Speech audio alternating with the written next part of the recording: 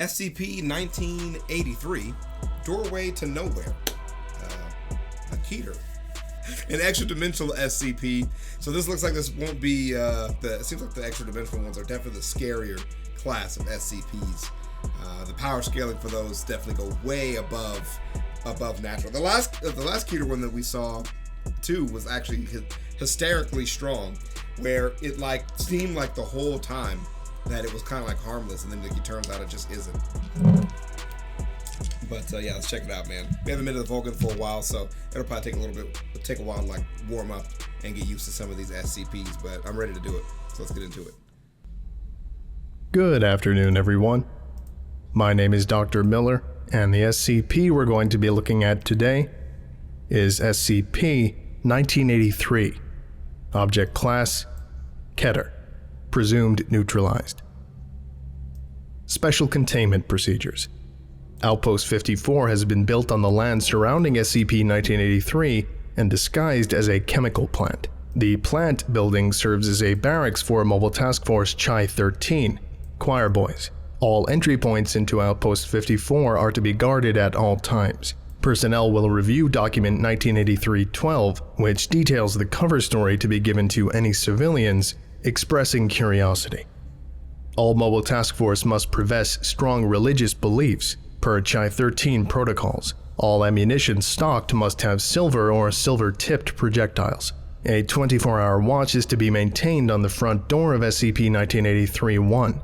Guards are to engage in any instances of SCP-1983-2 on site. No personnel is to approach within 5 meters of SCP-1983-1 outside of scheduled testing protocol. So like I said, they were the scarier type, and then look at the goddamn photo. Heck no. Update. Following the event 1983-23, a stand-down of Outpost 54 has been authorized. A skeleton crew will remain to monitor SCP-1983 for any further activity. Arms intended for use against instances of SCP-1983-2 are to be maintained at Outpost 54 Armory. Description: SCP-1983-1 is a one-story farmhouse in County, Wyoming. It was abandoned in 1968 after a series of ritual murders, allegedly performed by a satanic cult. Please see capture logs for SCP for further details. The front door of SCP-1983-1, when opened, appears to contain a spatial anomaly. Neither matter nor light has been observed to exit the doorway, save for instances of SCP-1983-2, though the anomaly is exothermic. SCP-1983-1 is accessible through other entrances, including windows, the back door, and entrances cut into the back of SCP-1983-1. However, the front room does not appear to exist inside of SCP-1983-1. Doors that should lead to the front room instead lead to other doors inside the building. Okay. Measurements of the inside and outside of SCP-1983-1 are inconsistent. Holes cut through the interior walls of SCP-1983-1 that should lead to the front room lead instead to the outside walls around the front of SCP-1983-1, but stop 3 meters on either side of the doorway. Attempts to drill into the front room of SCP-1983-1 from the outside have led to the exposure of smaller portions of the anomaly, though instances of SCP-1983-2 have not been observed to exit them. Further attempts to breach the wall have been forbidden by L53 due to the possibility of allowing increased potential for instances of SCP-1983-2 to appear. Okay, let's hear what they are. SCP-1983-2 are bipedal creatures approximately 1.8 meters tall. They are vaguely humanoid and entirely black in color. They are highly aggressive and will engage any human on sight. When an instance of SCP-1983-2 comes into contact with a human, they extend an upper limb into the human's chest cavity, without any apparent damage to skin or tissues. Through unknown means, they then extract the heart, killing the human. Once it has acquired a human heart, the instance of SCP-1983-2 will return to SCP-1983-1. So they're harvesting human hearts. Of course they are. Of course it's not anything like it attracts the heart and the human lives, not knowing, no, they die. They murder people and they die. Silver munitions fired while offering prayer is the only known method of killing SCP-1983-2. The precise form of prayer or religion of the supplicant does not appear to matter, so long as the prayer is sincere. Once killed, the bodies of SCP-1983-2 appear to disintegrate, leaving a small layer of sulfur.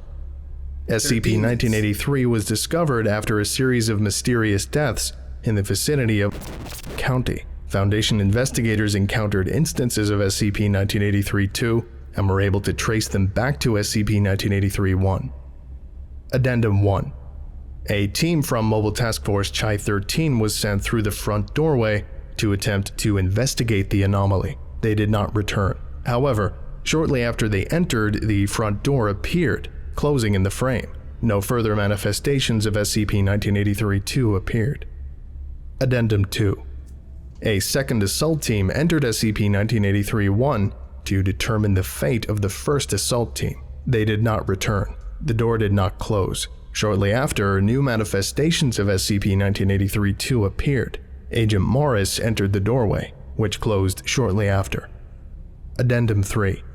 On May 23, 1989, D-14134 was given a closed-circuit camera tethered to a monitor by a 25-meter cord. He was instructed to examine as much of the area as he could, and then attempt to return. Once through the doorway, feed from the camera was interrupted. The cord was pulled taut and then snapped. Several hours afterward, the anomaly in SCP-1983-1 disappeared. Inside, the desiccated remains of several agents were discovered, as well as document 1983-15.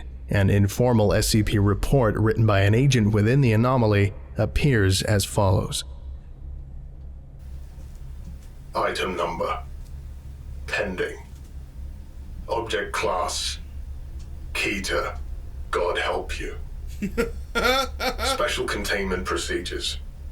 You're going to die, you poor dumb fuck. This isn't a threat. I'm Agent Barkley. I'm in the middle of this goddamn thing, and I'm telling you, if you're here, you're going to die. Wow. I'm probably already dead. Damn, that So that's sucks. out of the way. Let's get to the containment procedures. There's really only one. Close the goddamn door. You aren't going to get back through there. You've probably already tried. But we know they can get out if they try hard enough. That's how we found this fucking place. Hopefully, you've already done that. I know we did. Once we gave up on getting out through there. If you didn't, then you go straight back and get that door closed. That's your only priority right now. You're gonna die anyway. Might as well do some good before you're gone. Alright. Description. So, here's the story. Tell me if you've heard it before. The Foundation gets reports of trouble in Bumfuck, USA. Cattle and wildlife are dying mysteriously. Some people turn up missing. When a body shows up, autopsy finds the heart missing. Not cut out, not torn out, just gone. Yeah. Empty space in the middle of the chest. They find some sort of pitch black things floating around. Some brain at the Foundation has seen something like them before, figures out how to kill them. Silver bullets and pray to God as you fire. Literally. For some reason, that makes it work. Doesn't matter which God, but you damn well better mean it. I can't anymore. Man. Not after seeing the nest. Seeing the nest? Anyway, That would probably the twist you Foundation up, huh? figures out where it's all coming from. Some house in the middle of Bumfuck. No one's lived there in years, not since yada yada, murder, cult rituals, bullshit. The main thing is, these things keep appearing out of the front door. A team goes in, and they never come back out. But then again, neither do the monsters. A sane person would say, good enough. Keep an eye on it, kill anything that moves. But Right. this is the Foundation. Yeah. You're a That tough makes sense. agent from MTF, whatever the fuck. Maybe Sequerenos, maybe choir boys like me. You go bust down the door and run inside and that's it. You're fucked. The living room was bad enough. That's where they got O'Brien. They reached in and suddenly he kneeled over and one of them took off with his heart in its claws, I guess. They're less distinct here. You probably noticed that. They're like shadows.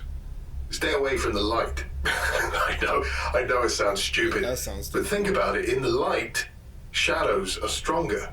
They have edges. When it's dark, they're indistinct. They can hardly touch you, and they don't see very well. I think they see by your shadow. I don't know, I'm just pulling straws here, I'll be honest.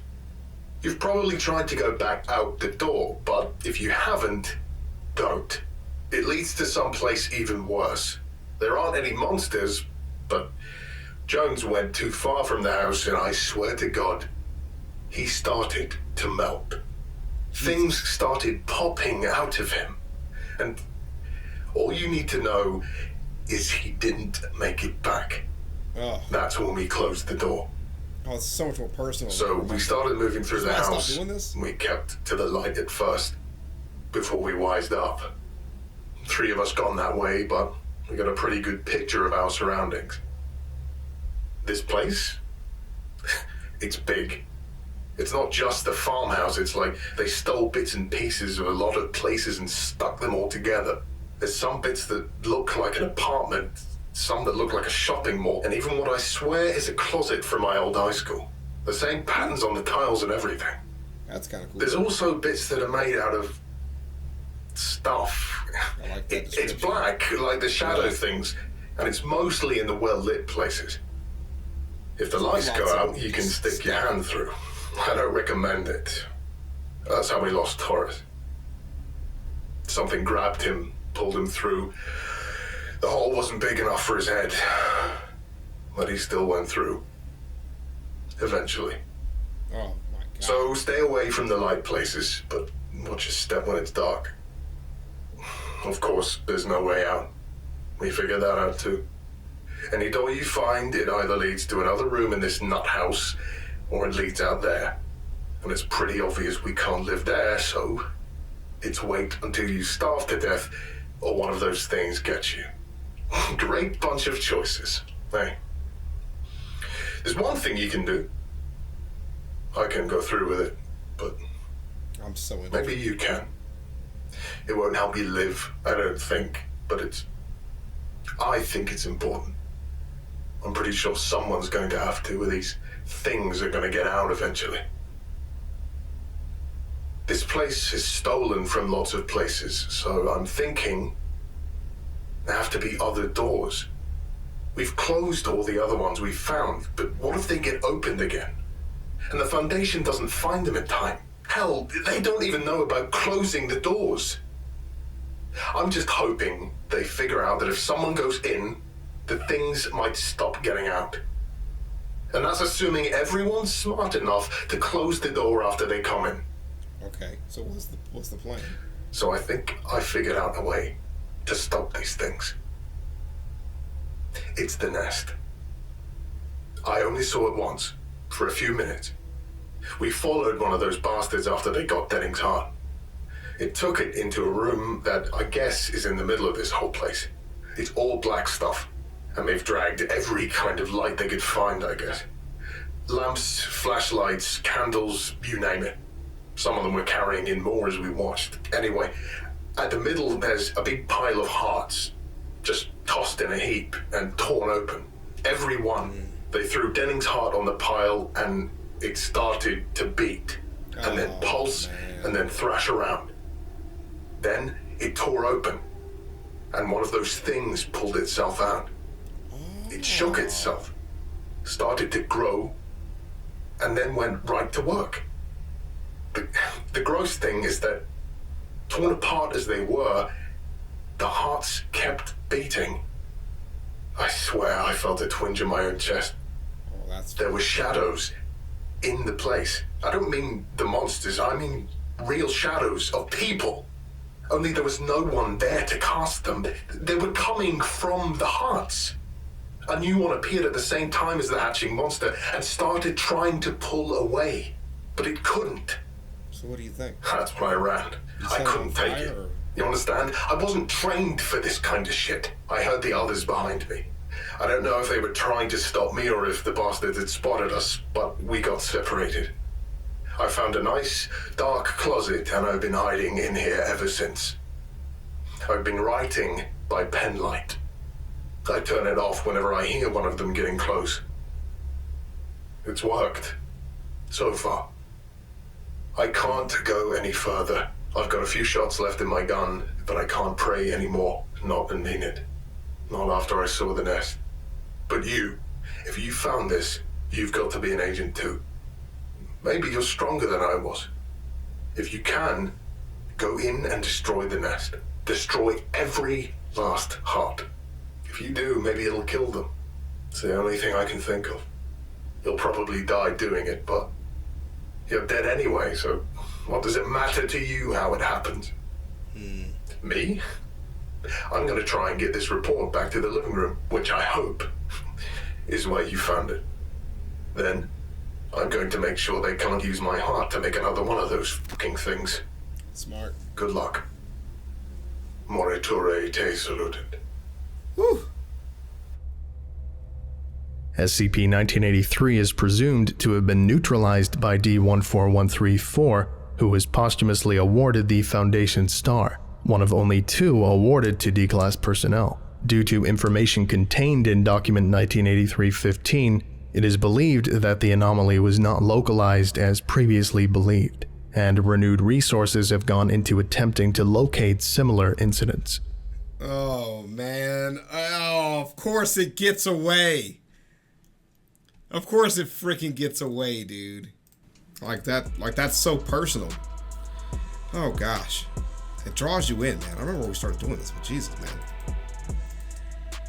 Great. The production value seems like it's gone up again, which is really awesome.